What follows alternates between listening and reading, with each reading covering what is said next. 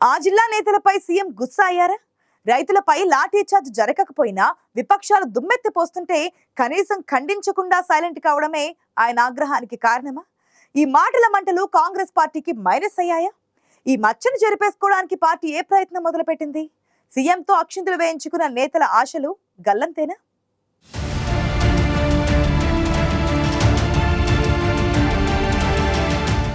రాష్ట్రంలో అధికారం దక్కడంతో లోక్సభ ఎన్నికల్లోనూ మెజారిటీ సీట్లు గెలవాలన్న లక్ష్యంతో సర్వశక్తులు వడ్డింది కాంగ్రెస్ నాయకత్వం. పార్లమెంట్ ఎన్నికల పోలింగ్ అనంతరం సన్నాలను పండించే రైతులకే 500 రూపాయల బోనస్ ఇస్తామని సీఎం రేవంత్ రెడ్డి ప్రకటించడంతో అధికార ప్రతిపక్ష పార్టీల మధ్య మాటల యుద్ధం నడుస్తోంది.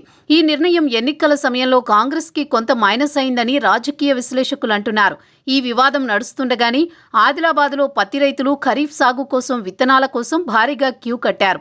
వారిని పోలీసులు నియంత్రించే క్రమంలో కొంత తోపులాట జరిగింది. దీంతో రైతులపై లాఠీ చార్జ్ జరిగిందని బీఆర్ఎస్ నేతలు కాంగ్రెస్ ప్రభుత్వంపై ధ్వజమెత్తారు. కాంగ్రెస్ అధికారంలోకి వస్తే ఏం జరుగుతుందో 6 నెలల ముందే తాము చెప్పామని, ఇప్పుడు అదే జరుగుతోందని దుమ్మెత్తిపోశారు బీఆర్ఎస్ నేతలు. ఈ ఆరోపణలతో సంకటంలో పడింది రేవంత్ రెడ్డి సర్కారు.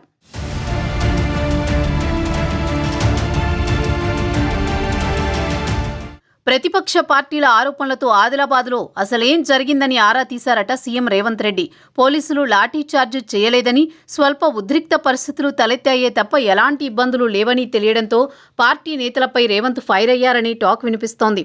అక్కడ ఎలాంటి సంఘటన జరగకపోయినా ప్రతిపక్షాలు ఆరోపణలు చేస్తున్న సమయంలో రైతులకు అండగా ఉండి వాస్తవాలను ప్రజలకు అర్థమయ్యేలా చెప్పాల్సిన జిల్లా నేతలు ఎందుకు మౌనంగా ఉన్నారని serious అయ్యారట CM Revanth Reddy.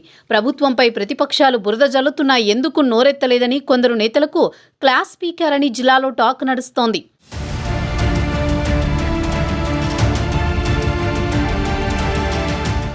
Revanth class తీసుకున్నాకే నేతలు ఒక్కొక్కరు ప్రతిపక్షాల విమర్శలను ఖండించడం మొదలుపెట్టారు. అయితే ఉమ్మడి జిల్లాలో ఒక్కరిద్దరు మినహా కాంగ్రెస్ నేతలెవరూ జిల్లాలో లేకపోవడం, సోషల్ మీడియాలో పోస్టులు పెట్టడంతో ప్రజల నుంచి వ్యతిరేకత మూటగట్టుకుంటున్నారట.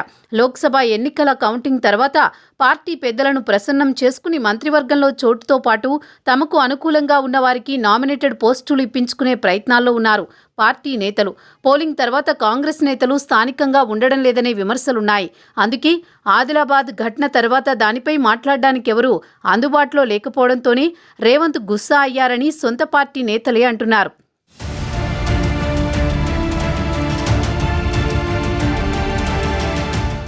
నేతల ఉదాసీనత వల్లే విత్తనాల వ్యవహారం ఆదిలాబాద్ జిల్లాలో కాంగ్రెస్కి మైనస్ అయిందని, ఈ ఎఫెక్ట్ వచ్చే స్థానిక సంస్థల ఎన్నికలపై పడుతుందని పార్టీ అధిష్టానం టెన్షన్తో ఉందట.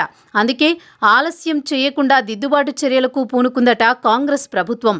అధికారులను సమన్వయం చేయడంతో పాటు రైతులు డిమాండ్ చేస్తున్న రాశి 695 విత్తనాలను తెల్ల బంగారం పండించే రైతులకు అందించడానికి స్వయంగా సీఎం రేవంత్ రెడ్డి విత్తన కంపెనీ యాజమాన్యంతో మాట్లాడారట.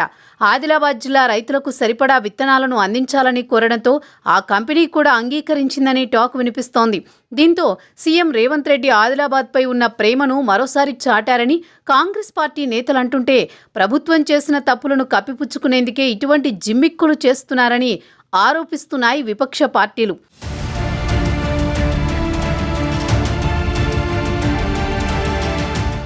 మరి ఆదిలాబాద్ అన్నదాతల దెబ్బతో నామినేటెడ్ పోస్టులపై గంపెడాసలు పెట్టుకున్న నేతల్లో ఎవరికి లక్కు చిక్కుతుందో, ఎవరినెత్తిన బండ పడుతుందో తెలియాలంటే ఇంకొన్నాళ్ళు ఆగాల్సిందే. మరి ప్రస్తుతం ఉన్న పరిస్థితుల్లో కాంగ్రెస్ పార్టీని ఉమ్మడి ఆదిలాబాద్ జిల్లా ప్రజలు విశ్వసిస్తారా? రానున్న స్థానిక సంస్థల ఎన్నికల్లో పార్టీకి పట్టం కట్టుతారా అన్నది ఇప్పుడే చెప్పలేం గాని, రైతుల వ్యవహారంలో వచ్చిన వ్యతిరేకతను కాంగ్రెస్ పార్టీ ఏ రకంగా చెరిపేసుకుంటుందో చూడాలి.